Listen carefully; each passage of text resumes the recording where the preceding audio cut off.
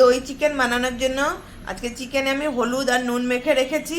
এদিকে লাগছে পেঁয়াজ কুচি, আদা রসুনের পেস্ট, তার সাথে আমি একটা চিকেন মশলা দিয়ে বেটে রেখেছি, কস্তুরি মেথি, গোলমরিচের গুঁড়ো, আর লাগছে ফেটানো দই ফেটিয়ে রেখেছি, আর লাগছে ক্রিম।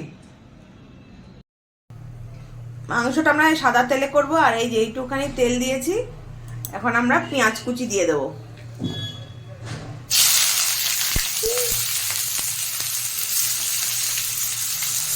পেঁয়াজ কুচি দিয়ে দেবো,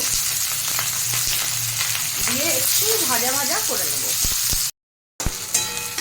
পেঁয়াজটা একটু ভাজা ভাজা হয়ে এসছে। এখানে আদা রসুন পেস্ট আর আমি একটা চিকেন মশলা দিয়ে রেখে বেটেছি, ওটা দিয়ে দিচ্ছি।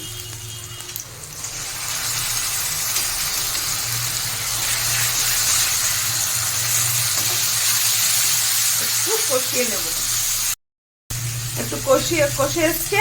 এবার আমি দই দিয়ে দেবো, যে দই ফেটিয়ে রেখেছিলাম এই দইগুলো সব দিয়ে দেবো।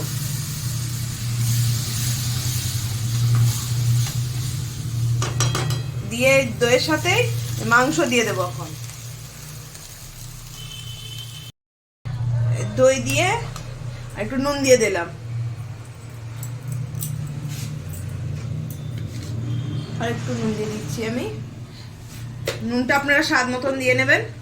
তারপরে একটু নাড়িয়ে এই দই এখন মাংসটা সিদ্ধ হবে। 10 থেকে 15 মিনিট অবধি আমি এখন ঢাকা দিয়ে এটাকে রেখে দেব। এই পর্যায়ে এসে কস্তুরি মেথিটা একটু ড্রাই রোস্ট করে রেখেছি, দিয়ে একটা হাত দিয়ে গুঁড়িয়ে দেব।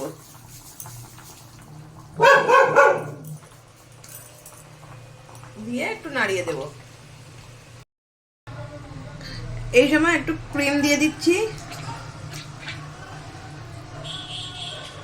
ক্রিম দিয়ে দিলাম,